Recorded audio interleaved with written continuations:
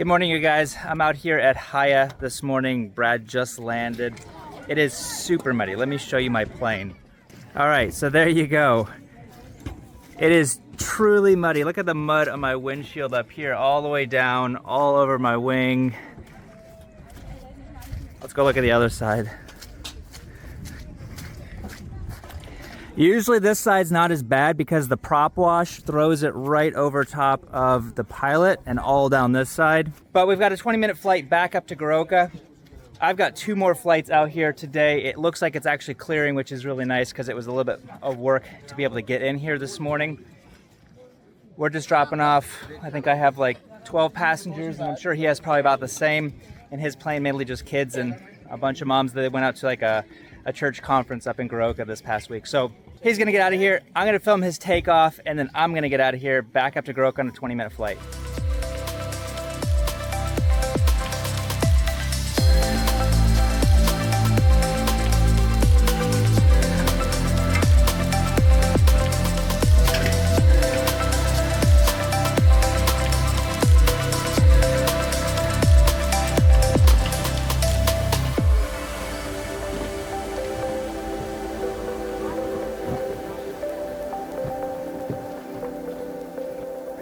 All right, Brad's just heading out now. It's gonna be a really, really sloppy takeoff, I'm thinking, because standing water everywhere.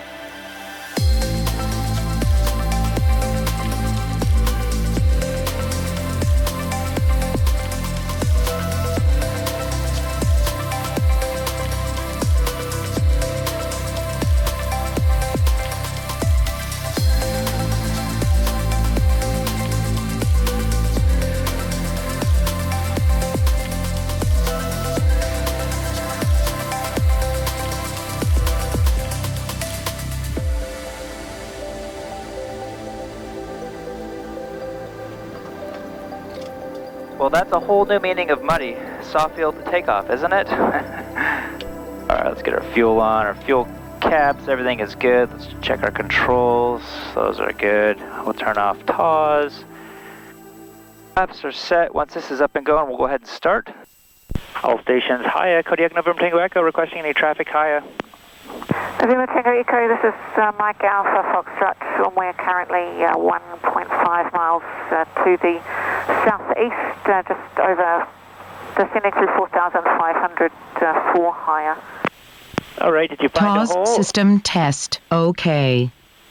Yeah, I've got a big hole where I am, and I can see the runway. Okay, I'll go ahead and start and then move to more lining up so you have the parking bay. And there is a teacher here. He might go with you. He has to go with me, but I didn't want to leave. I knew you guys were coming and I didn't want to take any of your passengers. Okay, no worries. I think I've got 8 others as well. All right, it's very, very muddy. Okay, copy. Yeah. All right, that's Glennis with MAF. Let's go ahead and start. Over 14%, we'll introduce our fuel. Fuel flow's coming in, oil pressure is now coming in, ITT is coming up. A little bit quicker than normal, but that's just because we shut down not too long ago. Traffic Haya, Mike Alpha Foxtrot, we're now joining right, downwind 03, Haya. Right, generator on, alternator, got my prop forward. I'm just gonna get out of her way. Let's get our fuel in while prop is coming in. We don't have any weight, and I know I'm going quick, but we will just invert that flight plan back on up to Goroka. Go back at up to 10,000 feet. Actually, no, 9,000 on this one. Hi, Mike Alpha Foxtrot, sending final 03. All right, MAF is coming in now. Glennis in a Caravan. Once she gets on here, I will ask her where she found the hole so that I can kind of aim for the same, because straight ahead of me I just see a bunch of clouds. I really don't see much of anything. So, all right, she's just about touching down now. Probably should have filmed this with my other camera, but... And watch the mud slop right there. Wow. And Glennis, if I go between those two mountains where you turn base, is it pretty clear getting out of that way, you think?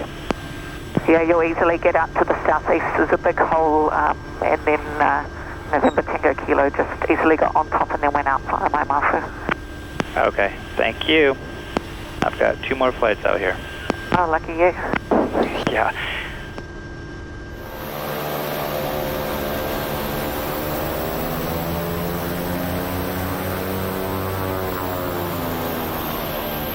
There we go. Okay. Is there enough room for you? Yes it is. Sorry, I had to actually line back up because it's so muddy I couldn't line up very good. Yeah, no worries, a bit slippery, eh? Yeah, alright, see you later. Yeah. Alright, ignition condition, flaps 20, fuel and harnesses, 26 at 2,000, so 26 at 2,000, 1,500. Ignition condition, flaps 20, fuel and harnesses,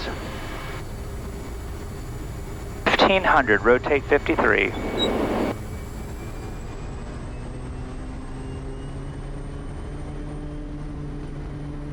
And we're going. Alright, torque is set. Get the nose out of this mud. And off the ground as soon as possible. Let the nose over. My speed up. And climb on out. Terrain, terrain, Oh. pull up, pull up. Thank you. Alright, we're at 740 on the ITT. Unlock my seatbelt. We got a hole here, but it's pretty tight.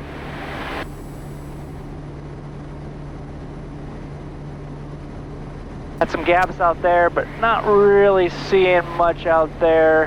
Man, my second flight out here is going to be really tight. I think I'm going to go down the valley. We'll leave our 20 degrees of flaps in case I need to plow through these clouds.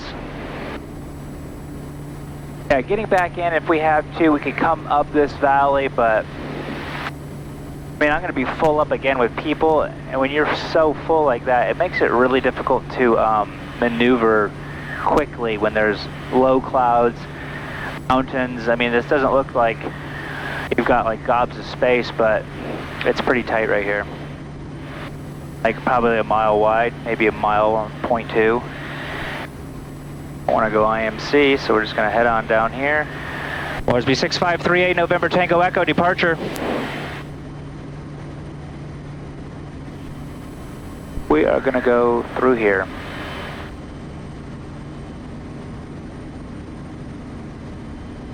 I saw a little bit of sprinkles down there. When you have just sprinkles on the windshield, it makes it so difficult to see. I'd rather have just full-on rain because it beads off, but just sprinkles just sits on there and doesn't move. Yeah, man, I've got 2 more flights out here. 500. I don't know if I want to come back out here today.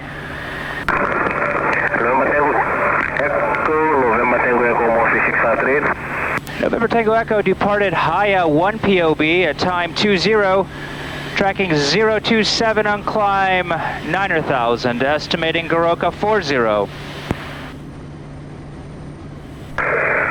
November Tango Echo, copy departure, confirm you operating normal 9,000 or at 9,000? We'll be at 9,000 or below 9,000, November Tango Echo. I haven't climbed up yet, and I don't know if I need more or less. Okay, looks like that is a hole right there. November Tango Echo, copy departure, normal 9,000. Traffic, November Tango Kilo. Company coding departing higher for Goroka. Since checking in Goroka Valley, Coco estimate Goroka 2330. Copy company, November Echo. This is where having the terrain map on November Tango Echo, no additional standby station. is very handy. I can see exactly where my valley is, low terrain. Oh, yeah, man, this is going to be really difficult getting in here. I mean, it's super easy with being light with 1 person and empty, but coming in here with 12 people, full up, max gross, and then trying to maneuver around clouds and rain, and it sounds very stressful. All right, now that we are up and out of this area, yeah, it looks like the clouds are just really filling in over here because it was so clear and sunny when I came down here right over here. There's Haya up there. I'm gonna have to turn around and then just probably punch through these clouds. Let's go ahead and bring my prop on back.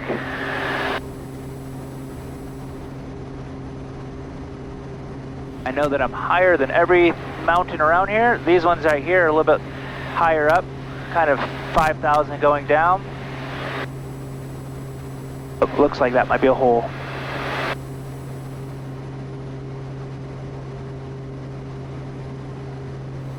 We'll flip some flaps in here. There we go, there's a hole. November Tango Echo, mostly 658. Go ahead, November Tango Echo.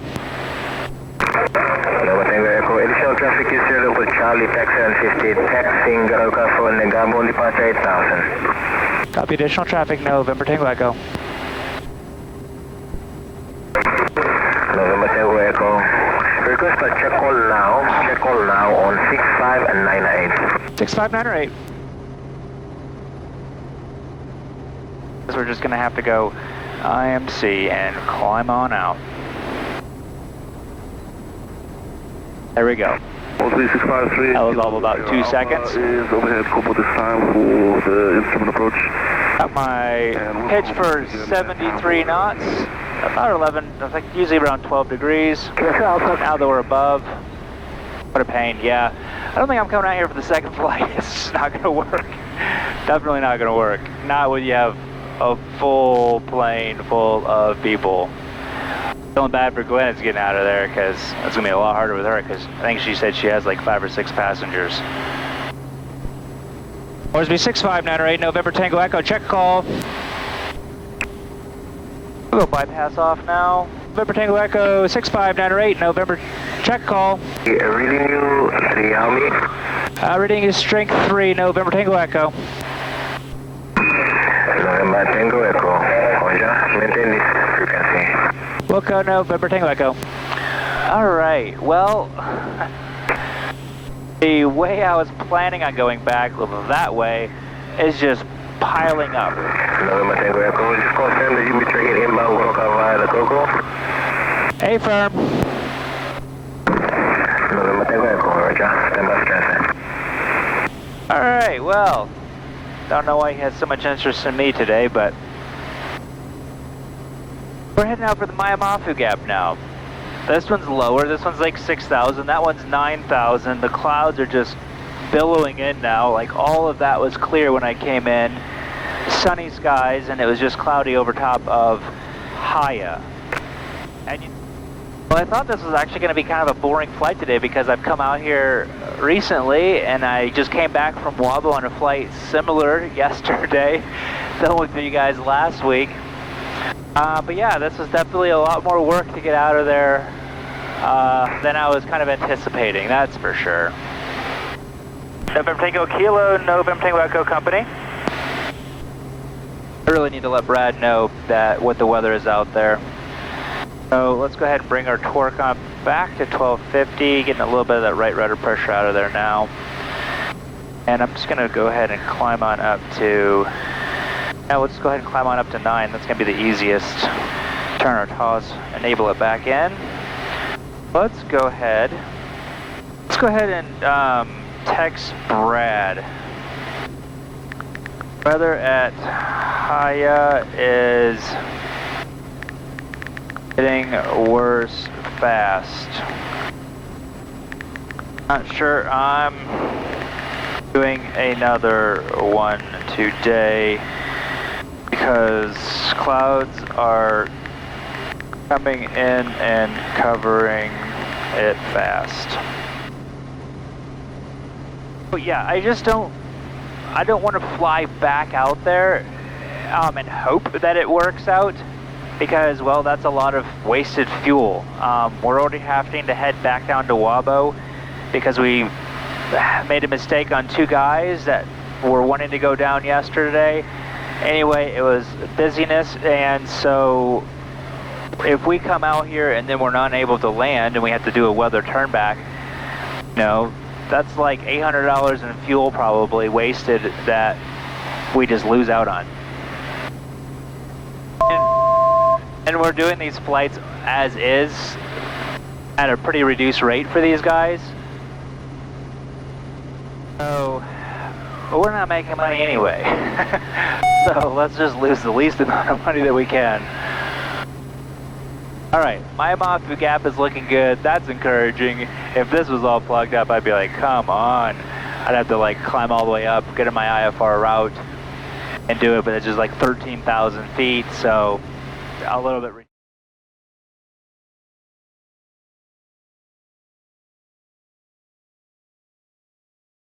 IFR reserve, so it looks like I'll be landing back in Goroka around 460, which is still almost an hour and a half of fuel if you wonder how much fuel we bring along with us.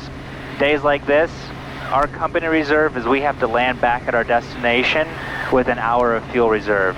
On cloudy days like this, we bring an hour and a half of fuel, because if we get back to Goroka and it's not good, it's like a half hour to the next, well, place that has an instrument approach. It's a half-hour flight. If you're wondering, well, are you on an IFR flight plan or are you on a VFR flight plan? I know it's kind of confusing for everybody. I'm always on an IFR flight plan, but they're different than here. We don't pick up clearances, we don't pick up like in-air clearances, things like that. It's like flight following, but we're on an IFR flight plan. Basically, if you're IFR rated, and you can go IMC. Because we don't really have established routes that work well with our airplane going at lower altitudes, most of our stuff is all self-derived using the regulations that P&G has set for us. Yeah, and look at that, absolutely beautiful over here. Basically, below 5,000 feet, which is what that altitude was down there, you have to have 1,000 foot of clearance over your highest terrain.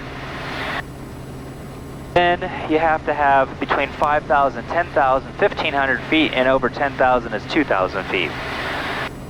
My maximum clearance had to be at least 1,000 feet.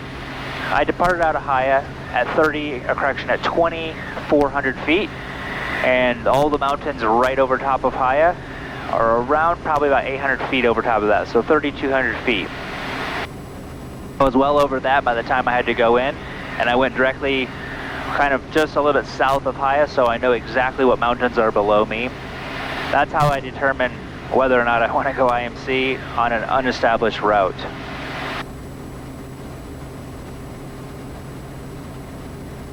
Well, beautiful going all the way back to Goroka.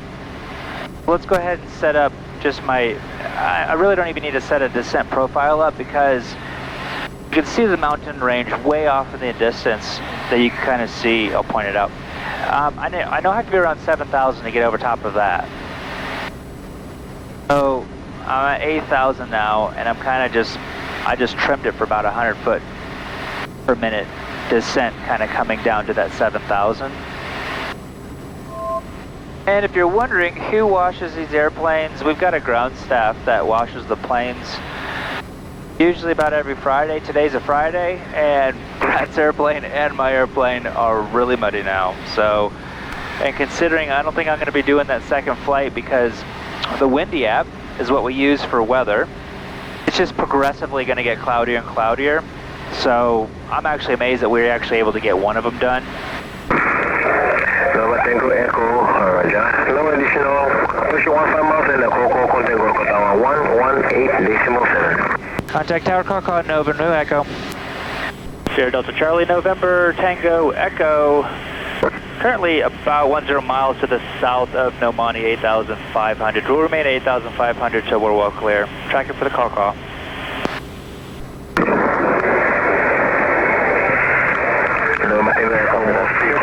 This is Hawaii Wagyu now. Everybody gets issues in our sector.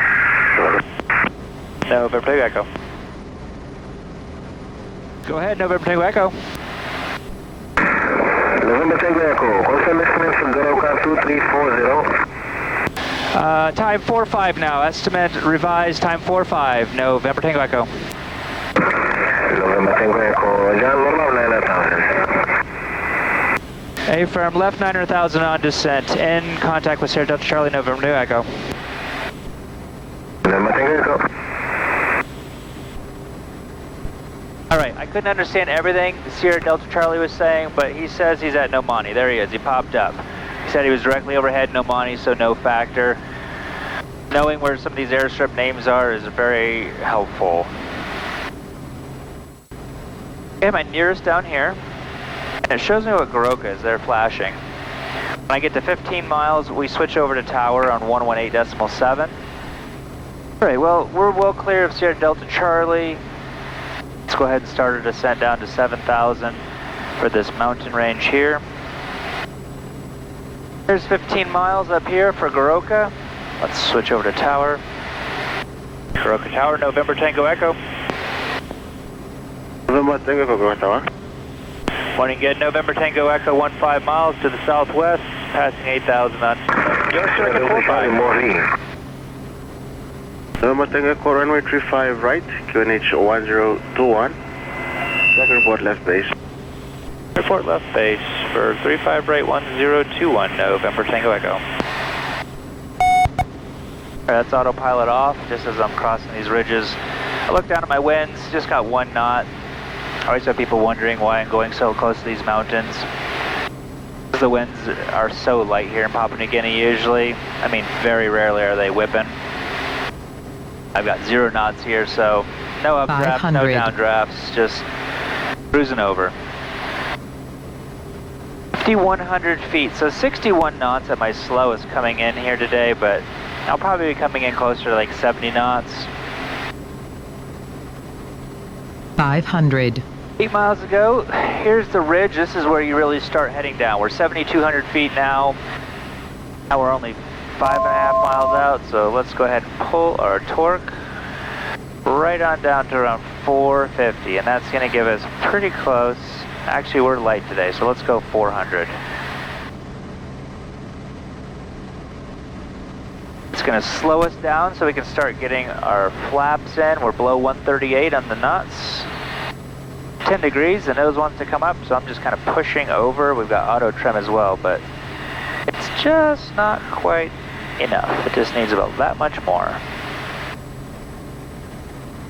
We want to be turning final 5,700 feet, depending on how close we actually make our circuit. Let's do our fuel selectors, our TAWs we can enable now. Our VF we've got set up. Our lights and inlet we've got set.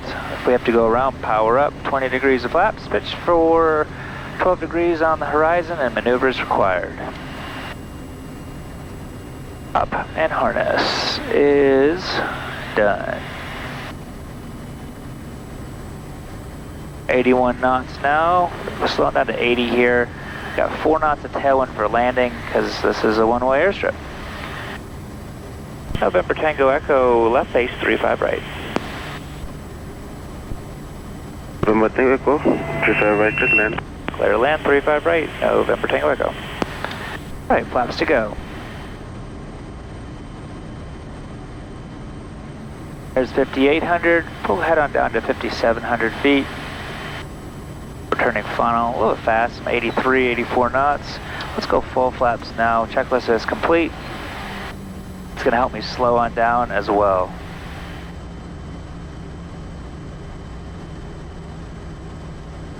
There's 57, turning final. There's about 71 knots. We're going to just slow it on down to 70. Checklist is complete. There's 5,500. Still a tiny bit low. To hold this altitude just for a second. A little bit of power. Once I get back onto my glide slope, my string approach, then we're going to push back over. There we go, that looks better. And then head on back down. That way you have a nice stabilized approach, you're not sagging as you come in. I would naturally like to sag my approaches. I have to really force myself not to.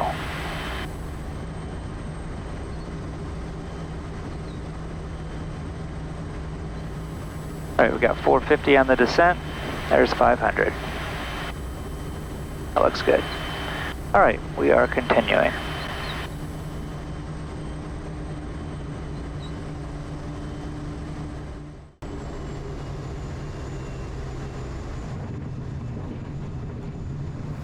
You can smell the coffee roasters. We've got probably like 20 coffee roasted companies here. You guys ever want to try some P&G coffee? I do sell it on my website, so it's good stuff. Oh, it looks like Brad is contemplating on going. I think he's probably waiting on me to ask me what I thought. Which is exactly what I would do if another pilot just left after me. That's our new helicopter right there. The R66 that just arrived, I don't know, probably 2-3 weeks ago. They're getting it all ready to go here in Papua New Guinea. Thank you guys for taking the time, as always. Hope you guys enjoyed that busy flight. It was busy for me too, actually. Enjoyed it, but it was busy, and I don't think I'll be doing another one today because I don't like doing weather turnbacks for the fun of it. There we go. Alright guys, like I said, give this video a thumbs up, consider subscribing if you're not already subscribed, and I'll see you guys next time.